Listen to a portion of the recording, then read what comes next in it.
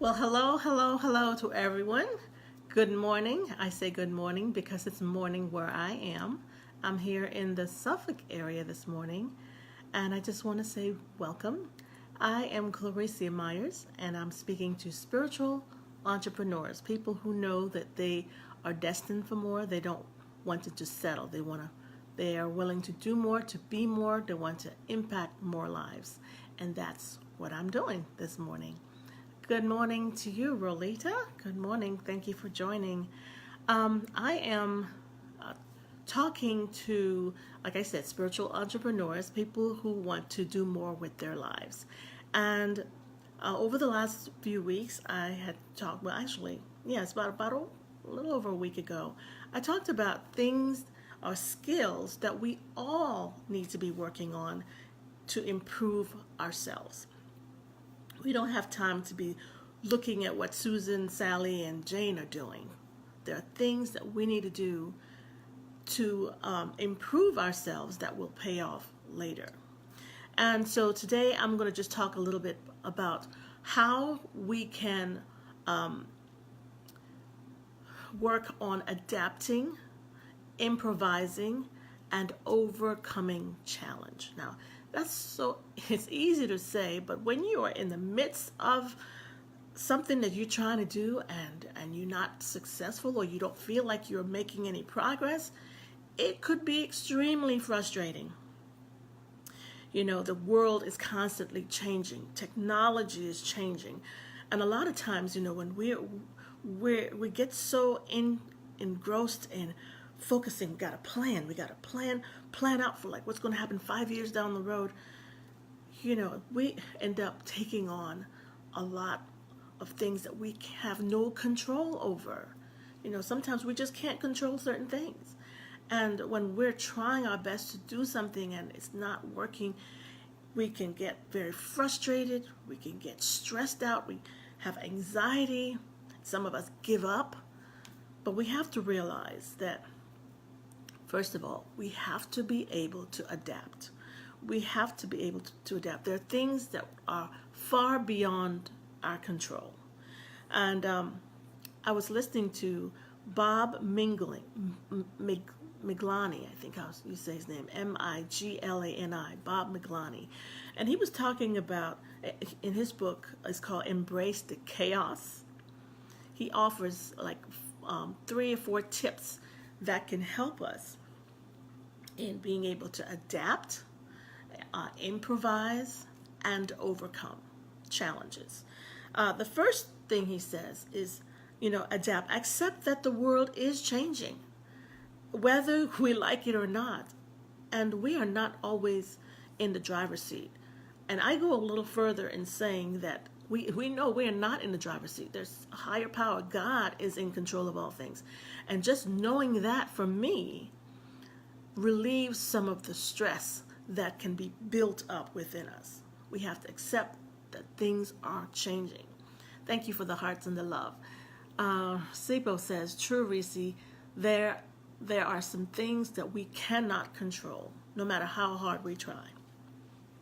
So yes, accept that the world is changing, whether we like it or not, and no matter how much planning and analyzing and all of that we do, we are not in that driver's seat. All right. 2 is stop overthinking, overanalyzing, stop over preparing, because we're spending all that time making all that preparation. By the time the time comes, you'll look around and things have changed and you're still not prepared for it. So spending all that energy focusing and analyzing, yeah, it's good to do some of that, but don't spend all of your time doing that, because that just builds that frustration and it builds you up for a big letdown. Instead, we should focus on the things that we are in control of. And the only thing really we're in control of is ourselves. Work on ourselves. Learn how to maybe focus your energies on that one thing, put it on a project, something that brings you fulfillment and enjoyment. You can send an email. So do something that's going to make a difference in someone else's life. And in so doing, it takes the attention off of what you're trying to do. And you focus on someone else, on a project. You can send them an email, but I say better yet, send them a personalized letter. The art of writing letters. How, seldom do people send letters. A personal letter, it says a lot. The person took time when they receive it. Oh, someone took time, they thought about me. A card, you can do some things that you can control. The third thing is take action. So that's kind of going together. Stop overthinking all that stuff. Do the things that you can control. Take action. Participate. He says, participate and dig deep within ourselves to find things that will make a difference in someone else's life. Those are the things that he suggests that we do. And there was a fourth thing. What's the fourth thing? Did I write it down? No, I didn't. Yes, I did. Yes. You can't, we control the situation in terms of how we respond to the situation. That's what we can control. Because otherwise, we're going to let the situation control us. Does that make sense? We control the situation instead of letting the situation control us. And we control it by focusing on the things that we can control. It relieves the stress and anxiety that builds up to the point that, medication is an alternative for someone to bring that stress level down. And some of us, we somehow inherited we call hypertension, and all this anxiety and stuff, it can get that stuff out of control. Ursula says, good morning, Ursula. Flexibility is key in living stress-free. I like that, it even rhymes. Yes, and Laverne says, amen, thank you. So my goal in this morning was just to remind us that the world is changing. Whether we like it or not, we can't spend all of our time trying to control every situation, but we can control ourselves in how we respond to whatever situation there is out there. We can't let that situation control us. Yes. And every day, whenever I come, I try to share something with my listening audience that can help you in not only your personal life, but in your business and in anything that you're trying to accomplish.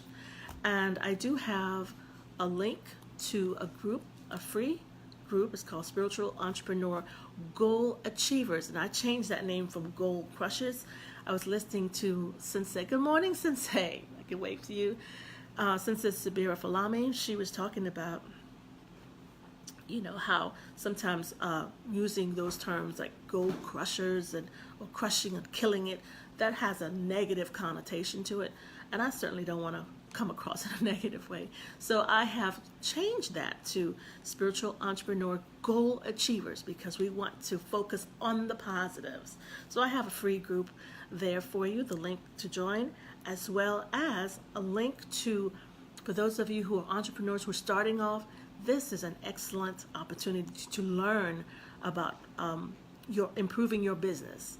And there's a link there for you. It's a webinar, free Wednesday webinar that's going to be airing on Wednesday at 9 p.m. So you do have to register for that link, for that webinar. So that's what I have for you this morning. Good morning, Minister Rosa J. I can wave to you. Thank you for joining me this morning. If there's anything that I've shared that resonates with you or you think can help someone, I invite you to share this out so that they can get the same benefit, because stress is real and there's a way that we can relieve all that extra stress in our lives. Good morning, Alberta. Thank you for, hi, Alberta. You caught me live this morning. Thank you. God bless you too. Good morning to you, Charles. I can say hello. Yes, I'm down here still in the Suffolk area. I'll be back up there in Richmond probably on next Friday, so I'll be here for another week. So I'll see you tomorrow morning at 8 o'clock, and I'll enjoy your day, make it powerful, make it positive, and impact someone's life today in a positive way. See you tomorrow. Bye now.